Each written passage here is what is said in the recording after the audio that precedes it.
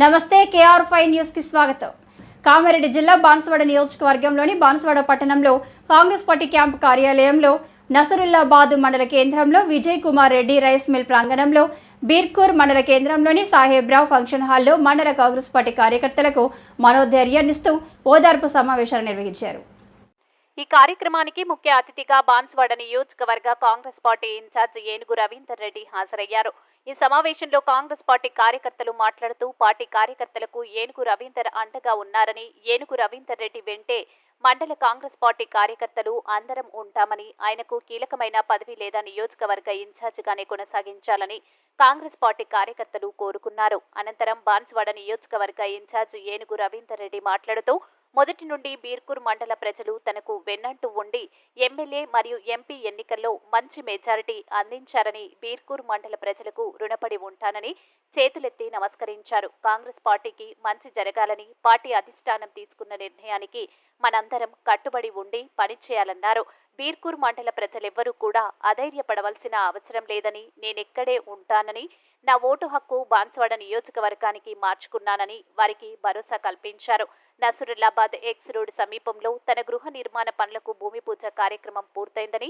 నియోజకవర్గంలో ప్రతి కార్యకర్తకు ప్రజలకు అందుబాటులో ఉండి సేవ చేయడమే తన లక్ష్యమని మాట్లాడారు. ఎవరో మాట్లాడితే భయపడి పారిపోయే వ్యక్తిని తాను కాదని, 4 సార్లు ఎమ్మెల్యేగా పనిచేసిన అనుభవం తనకు ఉందని, బాజాప్తా పక్కా తాను ఇక్కడే ఉండి నియోజకవర్గ ప్రజలందరికీ సేవ చేసుకుంటూ అన్ని మండలాలను అభివృద్ధి చేస్తానని కార్యకర్తలకు తెలిపారు. ఈ కార్యక్రమంలో నియోజకవర్గ నాయకులు యలమంచిలి శ్రీనివాస్, బస్వరాజు పటేల్, విజయ్ కుమార్, నందురెడ్డి, చాగం కృష్ణారెడ్డి, కొండారెడ్డి, కొత్తకొండ భాస్కర్ మరియు బీర్కూర్ మండల నాయకులు సానేపు పెద్ద గంగారం, చందు, మాజీ ఎంపీటీసీ సుధాకర్ యాదవ్, బరంగేడిగి అనిల్ కుమార్, రాచప్ప పటేల్, ఇక్బాల్, యమచిన్న రాములు, పోగు నారాయణ, మాల్గే చిన్న క్యాకప్ప,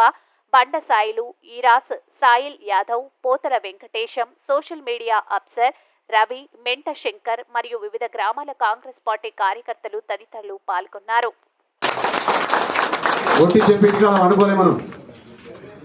బాజాప్తా గ్రామాలు అన్ని గ్రామాలలో 6 నెలలు తిరిగి మంచిగా కమిటీలు వేసుకున్నాం. ఎలక్షన్ రాగానే బూత్ కమిటీలు కూడా ఒక్కొక్క బూత్కు ఒక ఇన్ఛార్జ్ పెట్టి మండల స్థాయి నాయకులు నందిరెడ్డి గారికి ఒక బూతు, కొత్తకొండ భాస్కర్ గారికి ఒక బూతు, కిషోర్ అన్నకు ఒక బూతు, ఎలమంచి సీనకు ఒక బూతు, సర్పంచ్ మన సాయిల్ గారికి ఒక బూతు, ఇట్లా నాకు కూడా ఒక బూత్ తీసుకున్నాను. 248 బూత్ తీసుకున్నాను. అంటే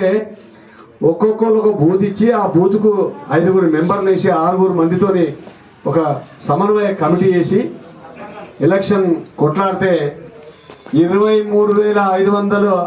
ఏదైతే మైనస్ ఉందో దాన్ని పూడ్చి ఇంకా 9,000 ఓట్లతో దగ్గర 110 కొండలు తక్కువ 9,000 ఓట్లు అధికతోని, అంటే ఈ 23,500 ప్లస్ 9,000 అంటే 32,500 ఓట్లు మనం మెజారిటీ తీసుకొచ్చాం. ఆ ఓట్ల మీద తగ్గినుంటే మనకి అదే మళ్ళీ మైనస్ అయిన ఉంటే అప్పుడు ఏమైతే ఈ ఓట్లు బీజేపీలో పడితే 30,000 మనది తగ్గుతాయి, 30,000 అనేది పెరుగుతాయి. అప్పుడు ఏమవుతుంది 20,000 అంటే మళ్ళీ బీజేపీ పార్టీకి గెలుస్తుంది. నేను చెప్పింది సత్యమైంది కదా. ఈ కష్టం ఓలది ఇక్కడ ఉన్న కార్యకర్తలు, ఇక్కడ ఉన్న నాయకులది. మొన్న జరిగిన ఎన్నికల్లో ప్రతి ఏ గ్రామంకు బూత్ లెవెల్లో ఉన్న నాయకులు కష్టపడి రిజల్ట్ తీసుకొచ్చారు. దాంతో మా కాంగ్రెస్ పార్టీకి మంచి పేరు వచ్చింది, ఇక్కడ నాయకులకు కార్యకర్తలకు మంచి పేరు వచ్చింది. మీ అందరి ద్వారా నాకు కూడా మంచి పేరు తెచ్చినందుకు మీకు అందరికీ శిరస్సు వచ్చి ధన్యవాదాలు తెలియజేస్తా ఉన్నాను. అయితే ఈ సంతోషం ముగకముందే నేను అనుకోకుండా చాలా రోజులు చున్నాను అని చెప్పి మా తమ్ముడి యొక్క కొడుకుది గ్రాడ్యుయేషన్ సెరమనీ, అంటే చదువుకున్న తర్వాత ప్రోగ్రామ్ ఉంటుంది సర్టిఫికేట్ ఇచ్చేది, దానికోసం నేను అమెరికా పోయినా. వచ్చినాక మినిస్టర్ గారు మన ఎంపీ గారు ప్రోగ్రాము విజయోత్సవ ర్యాలీ పెట్టుకున్నాం 22 తారీఖు నాడు. ఆ లోపలనే ఆయన బాంబు పడ్డది, కథం పోచారం శ్రీనివాసరావుకి వస్తున్నది. చలో ఠీకే, ముఖ్యమంత్రి గారు ఎందుకు తీసుకున్నాడు, దేనికోసం తీసుకుని నేను అడగకూడదు. ఎందుకంటే గౌరవ ముఖ్యమంత్రి గారు ప్రభుత్వాన్ని నడిపేయాలి కాబట్టి ప్రభుత్వం కోసమా పార్టీ కోసమా దేనికోసమా తీసుకున్నారు, దాన్ని స్వాగతించాలని మొన్న కూడా చెప్పినాను, ఇవాళ కూడా స్వాగతిస్తాం. కాకపోతే ఇక్కడ విచిత్రమైన సంఘటన ఏంటంటే ఇప్పుడే వీళ్ళు మాట్లాడారు నెమిలి విలేజ్ గూర్లోలు కాదు మీరు మొన్న నేను హాస్పిటల్లో పోయినా కాలు విరిగిపోయింది పాపం గంగపోయాను నేను అంటే 18-9 మంది పోయి కట్టెలతో కొట్టి చేస్తుంటే వీళ్ళు 100 ఫోన్ చేస్తే పాపం పోలీస్ స్టేషన్లో మహిళా ఎస్ఐ పాపం ఆమె పోయి ఆమె ఆపకపోతే చచ్చిపోతుండే సంపేతులు ఆమె ఆపి వాళ్ళందరినీ అంబులెన్స్లో పెట్టి నిజామాబాద్ పంపించింది ఆమె కళ్ళ ముందే జరిగింది కాబట్టి కేసు పెట్టాలి కదా ఎస్ఐ మన డ్యూటీ ఆమె చేయాలి కదా నా కళ్ళ ముందే చంపేస్తాను చూసిరు అని కేసు పెట్టింది ఏమైంది 2 రోజులనే ఆ కేసు ఎట్లా పెడతావు నువ్వు అని చెప్పి ఎన్నికల ఫోన్లు వచ్చిన తర్వాత మీకు తెలుస్తుంది ఇక ఫోన్లు ఎక్కడికి వస్తాయి మీకు తెలుసు నాకు తెలుసు ఆ పేరు వద్దు కానీ ఆ ఎస్ఐకి బెదిరించి ప్రభుత్వం మేము ఉన్నాం కనబడతలేదు నీకు కౌంటర్ కేసు బుక్ చేయి వీళ్ళు వాళ్ళు కొట్లాడుకున్నారు అని చెప్పి డాగేసి పాపం అమాయకుల మీద వీళ్ళ మీద కౌంటర్ కేసు బుక్ చేయించారు అంటే ఎడిపోతున్నట్టు 2 రోజులనే తారుమారైపోయింది భయభ్రాంతులకు గురవుతున్నారు బాన్స్వాడలో మొత్తం అసలు ఏం చేస్తున్నారు ఏమి కథ ఇది అంటే ఏంది మళ్ళా మా రాజ్యమే వచ్చింది మేము ఎట్లా చెప్తారు వినాలి పోలీసు వాళ్ళు కానీ ఆఫీసర్లు కానీ మేము కూర్చోమంటే కూర్చోవాలి లేవమంటే లేవాలి కేసు పెట్టమంటే కేసు పెట్టాలి అయితే ఇది జరుగుతుందా నేను ఒక్కటి మీకు మాట ఇస్తా ఉన్నాను 100% నేను గౌరవ ముఖ్యమంత్రి గారికి పోతా కలుస్తా చెప్తా అన్న ఈ పరిస్థితి ఇది గతంలో మీరు వచ్చింది ఇక్కడ బాన్స్వాడ ప్రజల కార్యకర్తలు మీకు విన్నవించారు మీకు అంతా తెలుసు దీని గురించి ఈ అరాచకం ఈ అన్యాయం పోవాలంటే ఒక ధైర్యం కావాలి ఇక్కడ మీరైతే మొన్న ఎన్నికల్లో రవీందర్ రెడ్డి రూపాన మీకు ధైర్యాన్ని పంపిస్తే